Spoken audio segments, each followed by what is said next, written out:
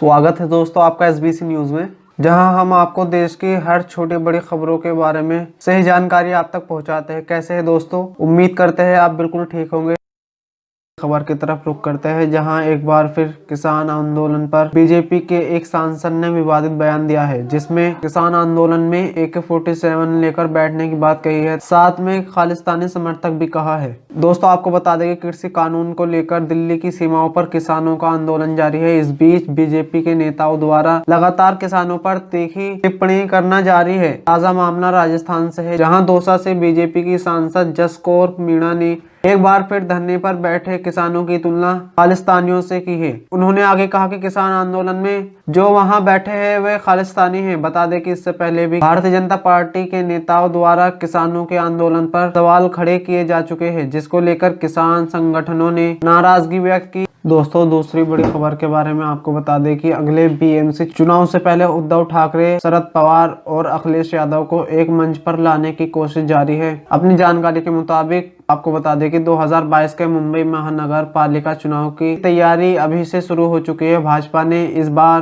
पूर्ण बहुमत लाने का दावा किया है, तो 25 साल से भी ज्यादा राज करने वाली शिवसेना ने भी अपनी कमर कस ली है। उधर महाविकास आघाड़ी एक साथ चुनाव लड़ेगी या नहीं, यह अभी तय नहीं हो पाया है। लेकिन दोस्तों मुंबई में BHMC के चुनाव और यूपी में होने वाले विधानसभा चुनाव से पहले मुख्यमंत्री उद्धव ठाकरे, यूपी के पूर्व मुख्यमंत्री अखिलेश यादव और NCP अध्यक्ष शरद पवार को एक बार फिर एक साथ मंच पर लाने का प्रयास पूर्व सांसद रामचरित निषाद ने शुरू कर दिया है। भाजपा से यूपी की मछली शहर सीट से पूर्व सांसद रहे निषाद ने अपनी निजी मुंबई प्रवास के दौरान इसकी जानकारी देते हुए कहा कि उत्तर भारतीय अब समझदार हो गए हैं, वे भाजपा के बहकावे में नहीं आएंगे। उन्होंने आगे ये भी कहा कि आने वाले दिनों में उत्तर भारतीय समाज उस महागठबंधन के साथ जाएगा जहां उसकी चिंता की जाएगी। इसी सिलसिले में महाराष्ट्र के मुख्यमंत्री उद्धव ठाकरे से उनके सरकारी आवास पर भी मुलाकात की है। निषाद ने बताया कि महाराष्ट्र की महाविकास आघाड़ी सरकार को समाजवादी पार्टी के विधायकों का समर्थन है। दोस्तों जानकारी के मुताबिक आपको बता दें 2022 में होने वाले मुंबई चुनाव में सपा मजबूती से चुनाव लड़ेगी। सपा चाहती है कि PMC में महाविकास आघाड़ी एक साथ चुनावी मैदान में उतरे, जिसका एक हिस्सा समाजवादी पार्टी भी रहेगी।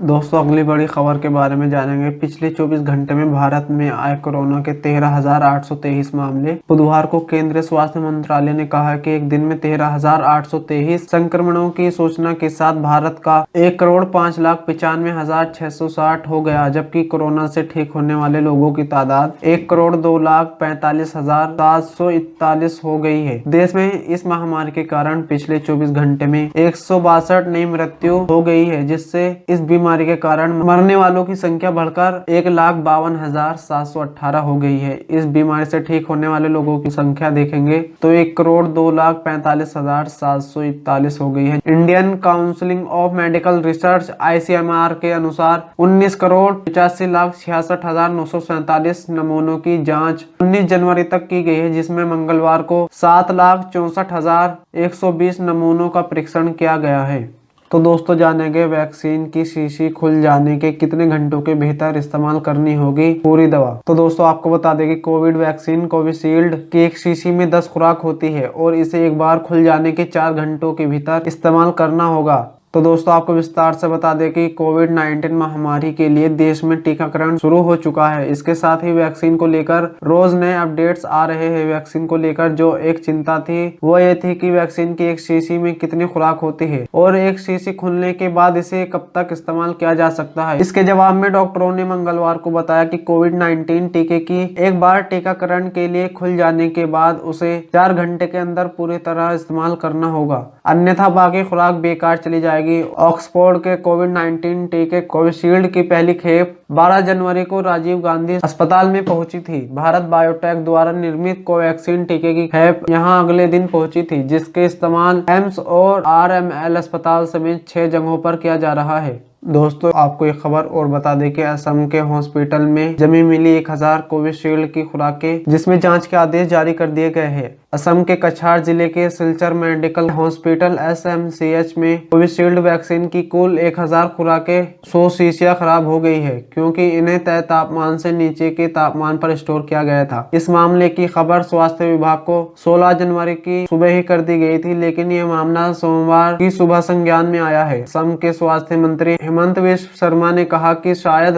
प्रशिक्षण की कमी के कारण अधिकारी टीकों को ठीक से स्टोर नहीं कर सके। उन्होंने कहा कि वरिष्ठ स्वास्थ्य अधिकारियों का एक दल सिलचर में जाकर उनकी समीक्षा करेगा। राज्य के स्वास्थ्य विभाग ने राज्य कोल्ड चेन अधिकारी को मामले की जांच करने के लिए कहा है। उन्होंने आगे ये भी कहा कि मुझे सूचित किया गया था कि कोल्ड स्टोरेज में कुछ खुराकें जमी हुई थी। शायद अधिकारियों के लिए प्रशिक्षण की कमी थी, जिसके कारण ये घटना हुई। लेकिन दोस्तों आपको बता दें कि उन्होंने ये भी कहा कि अगर ये लापरवाही के कारण हुआ तो इसके अंतर्गत आने वाले सभी व्यक्तियों की जाँच कर उन पर कार्रवाई की जाएगी। बंगाल में हुई सड़क दुर्घटना पर प्रधानमंत्री नरेंद्र मोदी ने जताया दुख। मृतकों के परिजनों को 2 लाख व घायलों को 50,000 रुपए देने का भी ऐलान किया। दोस्तों आपको बता दें कि जलपाईगुड़ी पश्चिम बंगाल के धूपगुड़ी में हुई सड़क दुर्घटना को प्रधानमंत्री नरेंद्र मोदी ने बेहद भयानक बताया। उन्होंने दुख की इस घड़ी में शोक संवेदना व्यक्त की तथा परिवारों के लिए प्रार्थना की। हादसे में जान गंवाने वालों के परिजनों को प्रधानमंत्री राहत कोष से 2-2 लाख रुपए और प्रत्येक घायल को 50,000 रुपए देने का भी ऐलान किया। दोस्तों पश्चिम बंगाल के मायनागुड़ी इलाके में मंगलवार रात बड़ी सड़क दुर्घटना हुई थी। यहाँ तेज रफ्तार की वजह से नियंत्रण खोकर पत्थर गिट्टी से भरा ट्रक आसपास से गुजर रही 2 छोटी गाड़ियों पर पलट गया, जिसकी वजह से कम 14 लोगों की मौत हो गई थी। दोस्तों अगली बड़ी खबर चीन से निकल कर आ रही है, जहां गायब होने के महीनों बाद नजर आए जैक मा शिक्षकों के साथ की वर्चुअल मीटिंग। पिछले कुछ दिनों से चीन के अरबपति अलीबाबा के फाउंडर जैक मा के लापता होने की खबर काफी तेजी से वायरल हो रही थी। उनके बारे में किसी को कोई जानकारी नहीं मिल रही थी। ऐसी खबरें आ रही थी कि चीन की सरकार ने जैक मा को गायब कर दिया था। इस खबरों के बीच अब चीनी मीडिया ने एक वीडियो जारी किया है, जिसमें जैक मा चीन के कई ग्रामीण शिक्षकों से वर्चुअल मीटिंग में चर्चा करते हुए नजर आए। सामने आए इस वीडियो में जैक मा शिक्षकों के साथ अपने विचार रखते नजर आ रहे हैं। दोस्तों आपको बता दें कि करीब 2 महीने से जैक मा किसी भी सार्वजनिक कार्यक्रम में नजर नहीं आ रहे थे। कुछ वक्त पहले उन्होंने टीवी पर आने से भी मना कर दिया था, यहाँ तक कि वो सोशल मीडिया से भी गायब थे। इन्हीं के बीच सोशल मीडिया पर उनके लापता होने की खबर तेजी से वायरल होने लगी थी। बुधवार को चीनी मीडिया ग्लोबल टाइम्स ने एक वीडियो शेयर किया, जिसमें जैक मा 100 ग्रामीण शिक्षकों से वीडियो कॉन्फ्रेंसिंग के जरिए चर्चा करते नजर आए। अपनी जानकारी के मुताबिक बता दें कि वीडियो में जैक मा शिक्षकों से कह रहे थे कि महामारी के बाद हम फिर से मिलेंगे। दरअसल जैक मा के गायब होने की खबरें सुर्खियों में आने लगी जब पिछले साल 24 अक्टूबर को जैक मा ने अपनी स्पीच में चीनी रेगुलेटरों को अपरिवर्तनवादी बताया था। उनसे कहा था कि उन्हें अधिक परिवर्तनात्मक होना चाहिए। इसके बाद ग्रुप मार्केट डेब्यू को सस्पेंड कर दिया था। इसके बाद से जैक मा सार्वजनिक जगहों पर कम नजर आ रहे थे। दोस्तों आपको बता दें कि उनकी सोशल मीडिया पर भी आखिरी पोस्ट 17 अक्टूबर की है। दोस्तों अगली बड़ी खबर सामने निकल कर जो आ रही है, ओवैसी ने प्रधानमंत्री नरेंद्र मोदी को निर्बल प्रधानमंत्री बताया। बोले वो चाइना का नाम लेने से डरते हैं। अरुणाचल प्रदेश में चाइना के 100 घरों का गांव बनाने की खबरों के बाद से विपक्ष नरेंद्र मोदी सरकार पर हमलावर है। दोस्तों आपको बता दें कि विपक्ष के नेता सीधे पीएम मोदी के नेतृत्व पर सवाल उठा रहे हैं। इस लिस्ट में अब AIM असदुद्दीन ओवैसी का नाम भी जुड़ गया है। ओवैसी ने पीएम नरेंद्र मोदी को निर्बल पीएम बताया है। ओवैसी ने बोला कि पीएम नरेंद्र मोदी चाइना का नाम लेने से भी डरते हैं। ओवैसी ने आगे कहा, सैटेलाइट इमेज से पता चला है कि चाइना ने अरुणाचल में परमानेंट कंस्ट्रक्शन कर लिया है। पीएम कमजोरी दिखा रहे हैं। पीएम चाइना का नाम क्यों नहीं लेते? पीएम चाइना का नाम लेने से डरते हैं क्योंकि उन्हीं की पार्टी का MP कहता है कि चाइना ने अरुणाचल की जमीन पर अतिक्रमण कर लिया है। कांग्रेस ने भी पीएम को निशाने पर लिया। कांग्रेस पार्टी के पूर्व अध्यक्ष राहुल गांधी ने अरुणाचल प्रदेश की सीमावर्ती इलाके में चाइना द्वारा गाँव बसाने के दावे वाली खबरों को लेकर मंगलवार को पीएम पर निशाना साधा। तो दोस्तों रुक करते हैं अगली बड़ी खबर की तरफ। बीजेपी पर भारी पड़ने के लिए कांग्रेस ने किया 5 पार्टियों से महागठबंधन।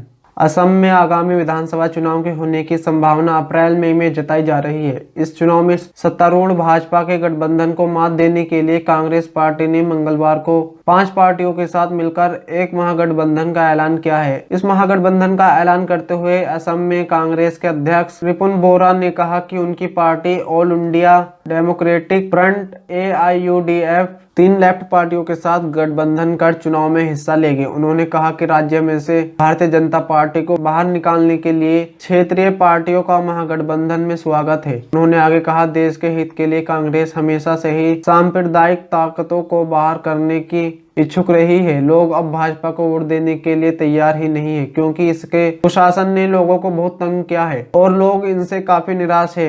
AIUDF के महासचिव अमीनुल इस्लाम ने कहा कि असम के लिए महागठबंधन काफी अच्छा है, क्योंकि यही लोगों की इच्छा और आकांक्षाओं को पूरा करेगा। हाल ही में कांग्रेस अध्यक्ष सोनिया गांधी ने छत्तीसगढ़ के मुख्यमंत्री भूपेश बघेल, कांग्रेस महासचिव मुकुल वासनिक और बिहार के विधायक शकील अहमद खान को असम में चुनाव प्रचार की कमान सौंपी है। बघेल और दूसरे कांग्रेस नेताओं ने असम में कई दौर की बातचीत की, जिसके बाद महागठबंधन की घोषणा की गई है।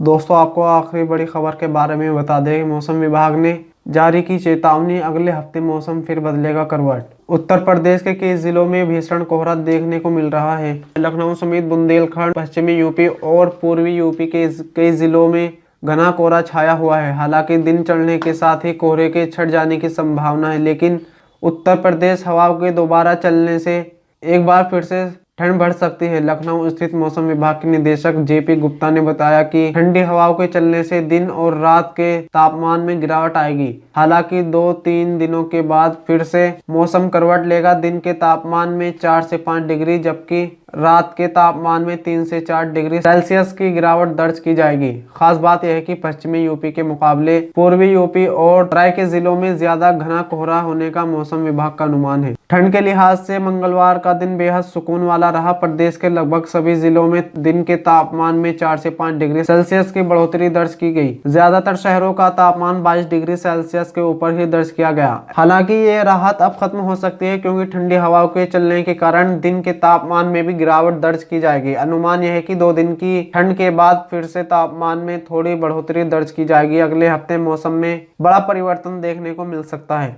तो दोस्तों, खबरों का सिलसिला बस यहीं तक। आपसे रिक्वेस्ट है, अगर आप हमारे चैनल पर नए हैं तो हमारे चैनल को सब्सक्राइब करें और बेल आइकन दबाकर नोटिफिकेशन ऑन कर ले। और दोस्तों, आपकी इस वीडियो को देखने के बाद अगर कोई राय हो तो हमें कमेंट करके जरूर बताएं। शुक्रिया।